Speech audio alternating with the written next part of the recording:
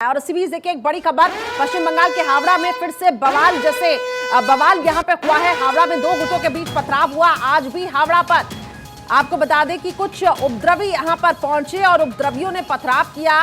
दो गुटों के बीच जमकर ये पथराव हुआ है। कल भी ये पथराव हुआ था। तो बड़ी खबर आपको बता रखी है पश्चिम बंगाल के हावड़ा से, जहां पर पथराव और उसके बाद तनाव जैसे हालात वहां पे पूरे इलाके में देखने को मिले। कल भी यहां पर पथराव हुआ था और आज एक बार फिर से देखिए किस तरीके से पत्थरबाजी हुई है। और ये आज की तस्वीरें हैं। कल आपने देखा होगा रामनवमी के मौके पर देश के अलग अलग राज्यों से, खासतौर से 3 जगहों से ऐसी तस्वीरें सामने आई थी। और उसके बाद आज की ये तस्वीरें देखिए, पश्चिम बंगाल से तस्वीरें जहां पे ये कहा गया कि अब शांति बनाए रखें और कहीं ना कहीं ये जिम्मेदारी वहां के पुलिस अधिकारियों को भी दी गई थी कि लॉ एंड ऑर्डर को मेंटेन करके रखें, पूरे इलाके में हिंसा न फैले, तनाव न फैले। इसलिए पुलिस लगातार फ्लैग मार्च भी कर रही थी। लेकिन भारत 24 ये एक्सक्लूसिव तस्वीरें आपको दिखा रहा है। दरअसल ये आज की तस्वीरें बताई जा रही हैं जहां पर ये पथराव हुआ है। दो तस्वीरें आपके सामने, एक तरफ आज की तस्वीर आपको दिखा रखी है जहां पे ये पत्थरबाजी एक बार फिर से हुई, फिर से पूरे इलाके में तनाव जैसे माहौल। और ये तस्वीर कल जो हुआ था, पूरा घटनाक्रम रामनवमी के मौके पर पत्थरबाजी हो जाती है, आगजनी हो जाती है, वो तस्वीरें आपके सामने। अमित जी लगातार मेरे साथ बने हुए। अमित जी, इन तस्वीरों को देखकर क्या कहेंगे? एक तरफ तो ये जिम्मेदारी पुलिस अधिकारियों को दी गई थी कि लॉ एंड ऑर्डर को मेंटेन करके रखें ताकि इलाके में तनावपूर्ण माहौल न बना रहे। दूसरी तरफ पुलिस की तरफ से फ्लैग मार्च किया जाता है और ये भरोसा दिलाया जाता है कि अब माहौल सुरक्षित है। लेकिन एक बार फिर से पत्थरबाजी हो जाती है और विपक्ष अब सरकार को कटघरे में ले रहा है कि ये कहीं ना कहीं एक सुनियोजित था, प्रायोजित था।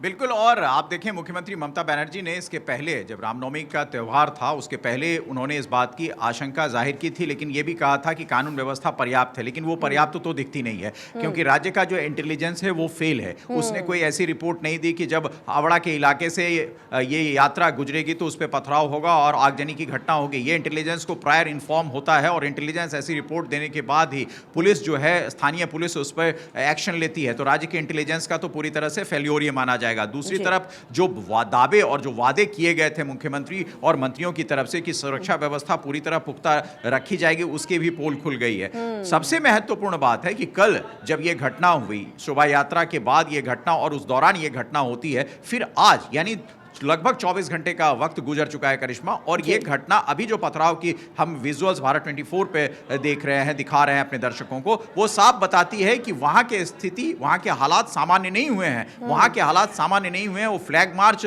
तो हो गया, लेकिन जो दो समुदायों के लोग हैं, उन समुदायों के बीच अभी इस बात पर सहमति नहीं बनी है। तो लोकल एडमिनिस्ट्रेशन को बिठाकर उनको यह समझाने की कोशिश करनी पड़ेगी, नंबर 1। नंबर दूसरा कि जो उपद्रवी हैं उनको तुरंत प्रभाव से गिरफ्तार करना पड़ेगा ताकि ये दोनों पक्षों में ये संदेश जा सके। शायद ये स्थिति अभी तक नहीं आई है, जिसके वजह से ये पथराव और दूसरी घटनाएं हो रही हैं। इस पर राज्य प्रशासन की विफलता जो है वो जगजाहिर हो चुकी है। और ऐसे में राज्य, क्योंकि कानून व्यवस्था राज्य का विषय होता है, तो राज्य प्रशासन को जल्द से जल्द इस विषय में एक्ट करना चाहिए। वो एक्शन की कमी यहां अभी दिख रही है करिश्मा। बिल्कुल आपने ठीक कहा। और कहीं ना कहीं वो फेलियर जरूर है इंटेलिजेंस का भी, तभी ये हालात वहां पे पैदा हो रही है। एक तरफ तो भरोसा दिलाया जाता है कि अब माहौल को सुरक्षित कर लिया जाएगा और पुलिस की जो टीम है वो फ्लैग मार्च करती हुई दिखाई देती है। लेकिन दूसरी तरफ एक बार फिर से दो पक्षों के बीच में यहाँ पे पथराव शुरू हो जाता है। और ऐसे में बड़ा सवाल कि आखिर ये उपद्रवियों को कब तक गिरफ्तार किया जाएगा। हालांकि कुछ की गिरफ्तारी हो चुकी है, कुछ को चिन्हित किया गया है और उसके बाद ये गिरफ्तारी की जाएगी।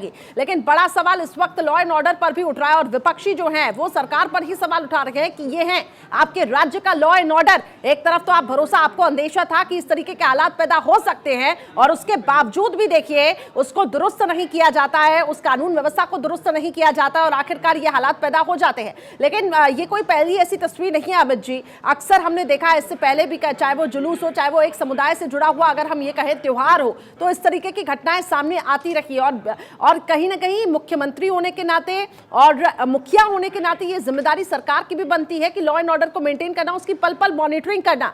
लेकिन ये पश्चिम बंगाल से जो तस्वीरें सामने आई हैं ये पहली बार नहीं है, ऐसे पहले भी आ चुकी हैं।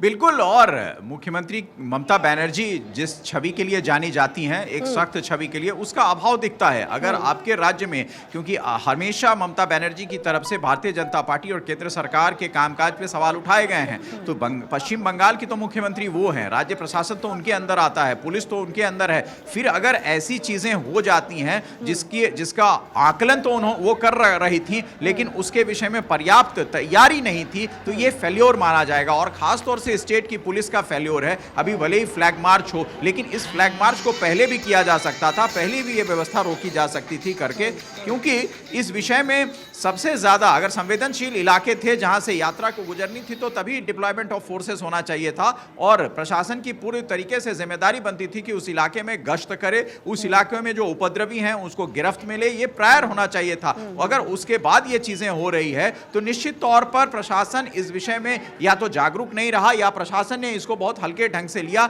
जिस विषय से ये हावड़ा की जो तस्वीरें आ रही हैं वो इसका जीता जागता प्रमाण है कि कहीं ना कहीं ये प्रशासन की तरफ से बड़ा फेल्योर है, बड़ी चूक है, जो वो वहां की संवेदनशीलता को नहीं समझ पाए कि जब यात्रा, शोभा यात्रा रामनवमी की गुजरेगी तो जिन इलाकों से गुजरेगी वहां कैसे, किस तरह से रिएक्ट करेंगे दूसरे धर्म के लोग, दूसरे समुदाय के लोग। तो उस विषय पर उनको एक्ट करना चाहिए था और उस एक्शन का जो यहां है वो कमी दिख रही है। नतीजा खामियाजा वहां की स्थानीय जनता को भुगतना पड़ रहा है। बिल्कुल आपने ठीक कहा। और कहीं ना कहीं सांप्रदायिक माहौल जो है वो बिगड़ता हुआ दिखाई दे रहा है पश्चिम बंगाल का। भारत 24 ये एक्सक्लूसिव तस्वीर अपने दर्शकों को दिखा रहा है। देखिए ये आज की तस्वीरें हैं जहां पे दो गुटों के बीच पथराव हो जाता है। हालांकि टीम्स को आप देख पा रहे होंगे, मौके पर पुलिस के जवान लगातार वहां पर मौजूद है। पूरे इलाके को छावनी में भी तब्दील किया जा रहा है, लेकिन हालात देखिए, उपद्रवी जो हैं वो शांत होने का यहाँ पे नाम नहीं ले रहे हैं। और बड़ा सवाल ये है कि आखिर अब तक उन उपद्रवियों को गिरफ्तार क्यों नहीं किया गया। कुछ गिरफ्तारियां हुई हैं और कुछ को पुलिस पकड़ने में नाकाम रखी है, लेकिन फिलहाल ये तस्वीरें अपने आप में चिंताजनक, पश्चिम बंगाल के हावड़ा की ये तस्वीरें। और अब ये देखना होगा कि मुख्यमंत्री आखिर इस तरीके में किस तरीके से इस पूरे मामले में एक्ट करती है, मॉनिटरिंग करती है। दो तस्वीरें हावड़ा में जहाँ आज भी ये पथराव हुआ और देखिए किस तरीके से यहाँ पे पत्थरबाजी होती है दो गुटों के बीच में। और कल जो पथराव हुआ था इसके बाद आगजनी हो जाती है और कई वाहनों को आग के हवाले यहाँ पे कर दिया जाता है। पूरे इलाके में तनाव का माहौल इस वक्त बना हुआ है। ऐसे में लॉ एंड ऑर्डर पर बड़ा सवाल, और सवाल ये भी कि आखिर ये जिम्मेदारी किसकी है। शोभा यात्रा के दौरान ये आगजनी होती है और देखिए किस तरीके से वाहनों को आग के हवाले कर दिया जाता है। तो कुल मिलाकर पूरे इलाके में तनाव का माहौल इस वक्त बना हुआ है। तो आज भी दो गुटों के बीच में पथराव हुआ और कहीं ना कहीं फेलियर इंटेलिजेंस की टीम का, फेलियर जो है वो सरकार का, प्रशासन की टीम का साफ तौर से झलक रहा है। लेकिन अमित जी, ये ऐसी तस्वीरें सिर्फ पश्चिम बंगाल के हावड़ा से ही सामने नहीं आई। कल भी हमने देखा गुजरात के वडोदरा में भी ठीक इसी तरीके से हिंसा भड़की और अलग अलग हिस्सों से भी ऐसी तस्वीरें सामने आई। ऐसे में बहुत ज़रूरी हो जाता है कि सरकार इसके लिए भी पहले से एक तय प्रोटोकॉल सेट कर ले, एक बाकायदा एक रूट सेट कर लिया जाए। और पुलिस की टीम, जैसा कि आप भी बता रहे थे कि जो फ्लैग मार्च अब हो रहा है वो अगर पहले हो जाता और इतनी सख्त कानून व्यवस्था होती तो आज ये हालात न बनते।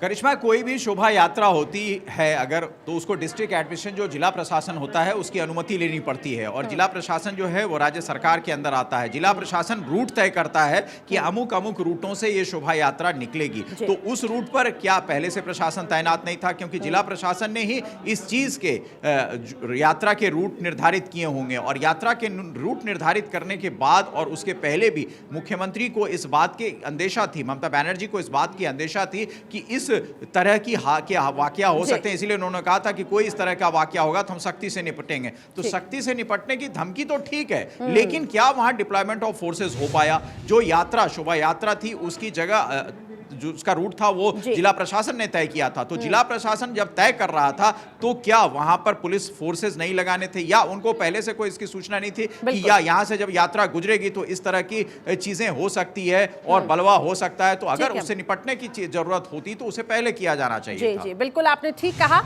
अगर पहले ये सख्ती होती तो इस तरीके के हालात न बनते। बहुत बहुत शुक्रिया अमित जी हमारे साथ जुड़ने के लिए।